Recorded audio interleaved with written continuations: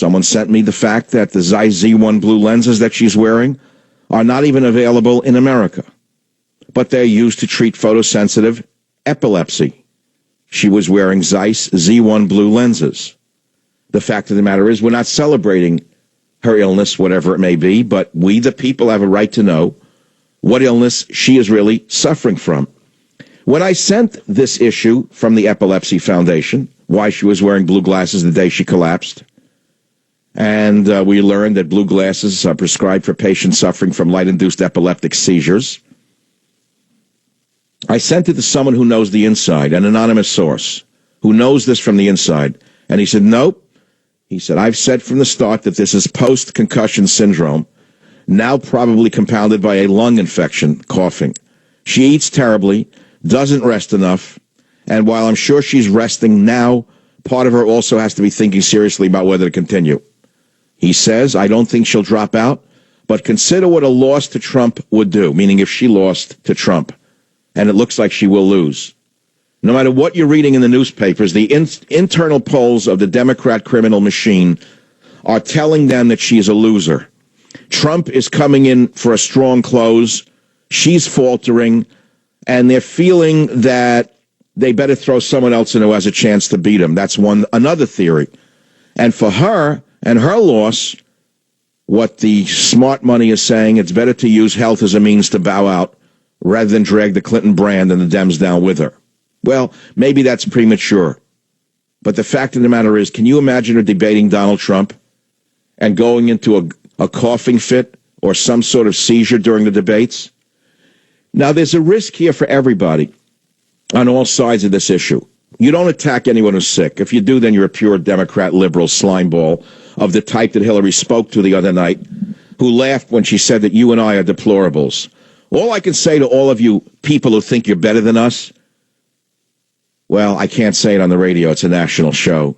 But you're not better than us. We're the people who do everything in this country. You do nothing but laugh at us.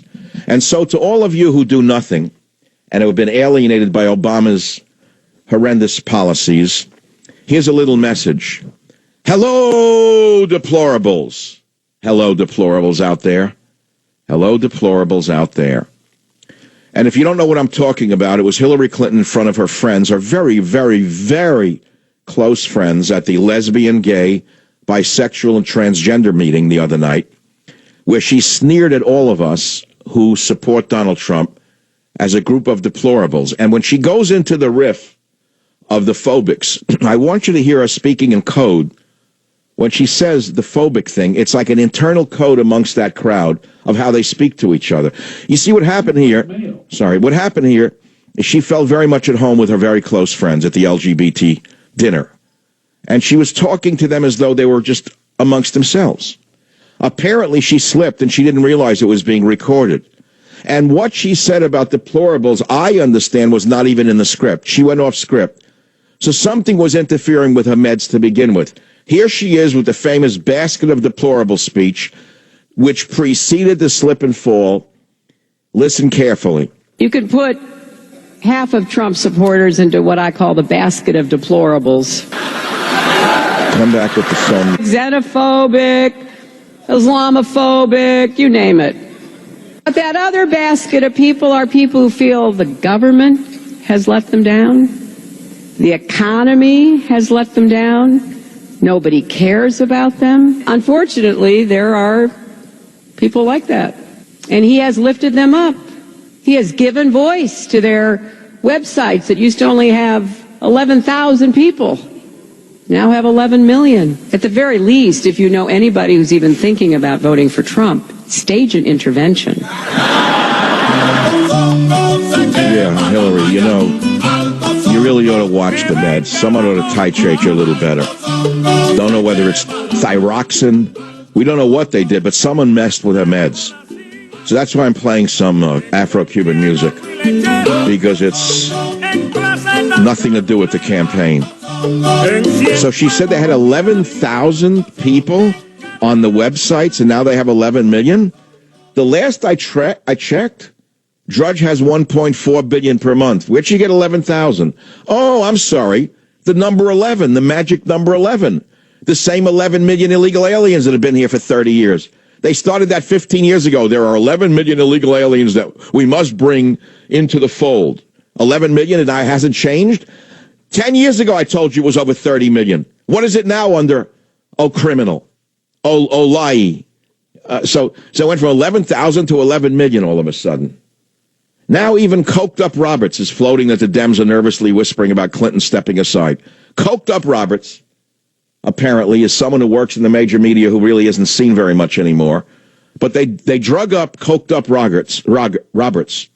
No relationship to Julia or her brother, who may have been at the dinner or may not have been at the dinner. I don't know. But Coked Up Roberts floated that the Dems are nervously whispering about Clinton stepping aside. Listen to O2. People are angry at the lack of transparency. It was hours before the pneumonia diagnosis was revealed after seeing this incredibly damaging video of her being helped and stumbling into a van. And look, there's a reason why the campaign's not transparent. Obviously, it gives Trump ammunition. And then he knew at some point in the campaign schedule that she, like all candidates, would get exhausted. But the fact that it comes now, when the polls are tightening and Democrats were already saying that Hillary was the only candidate who could not beat Trump, and it's taking her off of the campaign trail, it has them very nervously beginning to whisper about having her step aside and finding another candidate. Well, that, my friends, really is the introduction to today's radio talk show. It's called a talk show. It means I usually talk, but it really is a talk show, and no one in America who has a brain is talking about anything other than this topic, whether it's in taxi cabs in New York City or lobbies in Manhattan, lobbies in San Francisco. Immigrants alike, native people alike, everyone is whispering about Hillary fainting, Hillary falling down like a slab of meat. I mean, if you look at it carefully, this woman went dead like she was, when someone's knocked out, they go limp? The legs were dragged.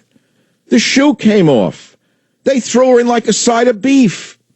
It's not a pretty thing to watch. This is an older woman, and we wish her a speedy recovery. However, this woman is in trouble, and we need to talk about it, and even the Dems are talking about it. So you look at the Drudge Report, it says Dems ready for Kane, waiting in bullpen. That's an interesting discussion unto itself, because we're all going to take a close look at this weirdo, Kane, who looks, if you put makeup on Kane, he would look like in the movie with the Freddy, with the clown, with the nightmare. He's one of the most unappealing white men that God ever created on earth. I personally think that Trump could wipe the floor with the communist Kane. I'll tell you who a real threat is. It's Joe Biden. The reason Biden is a bigger threat to Trump is very simple. Biden may be goofy, but he's likable. He also has very little baggage around him, other than his gaffes and his goofs. He's a likable schmendrick Uncle Joe, even though he's a far-left radical like Hillary is. He's not quite as toxic as Hillary is, because he's not seen that much. Every time he talks, of course, he puts his horse and foot mouth disease in the mouth. But the fact is, I think that Biden would be a much graver threat to Trump than Kane. Kane is a non-entity. No one ever heard of him. He has a severely radical background. If you look at the link from the Hill, Tim Kaine's Radical Roots, it's right under my scorched earth notice on Drudge. I expect me not to mention it. I wake up to the heaviest artillery in the history of the media, the Drudge Report, and I see my book cover, Scorched Earth, the day before it comes out, Book Warns of American Dark Ages, Savage Sounds Alarm. I'll get into that as well, because we are one bad election away from losing America. Yes, we are. It is not just hyperbole.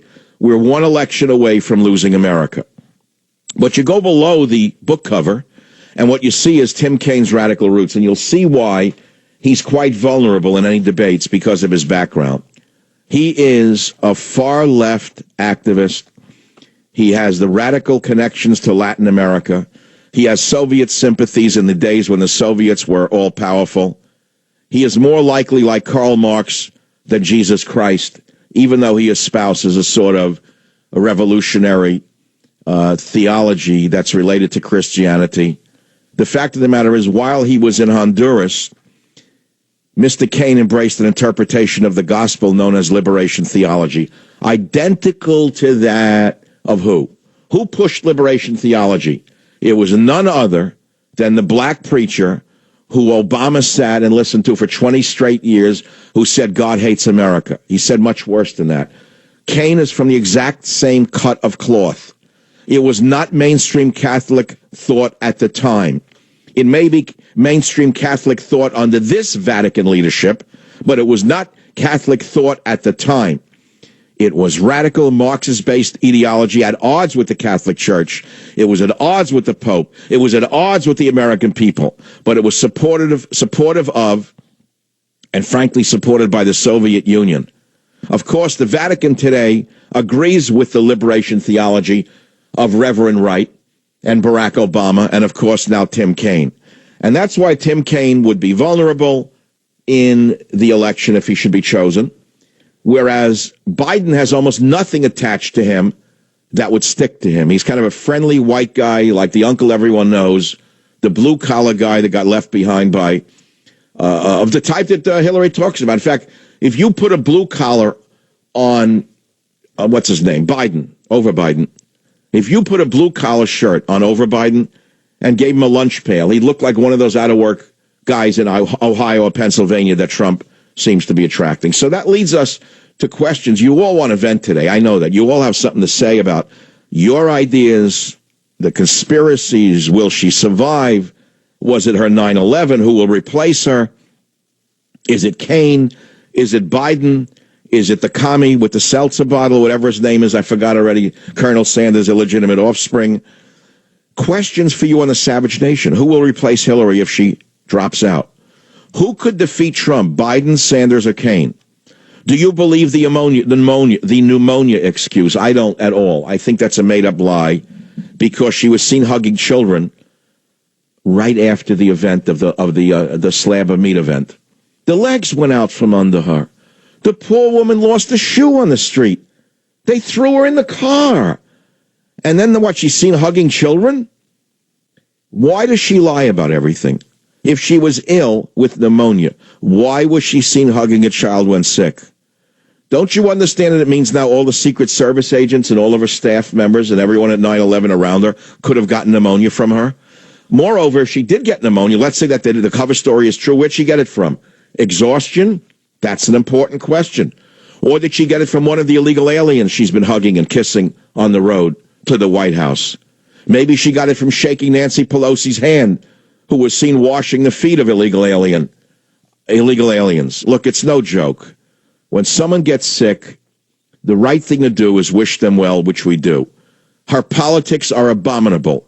They're the most anti-American politics since Barack Obama. But the fact of the matter is, this is the number one story. If you want to call about it, the number is 855-400-7282. I'll be back to take your calls and give you all the latest updates on Hillary Clinton's illness. Join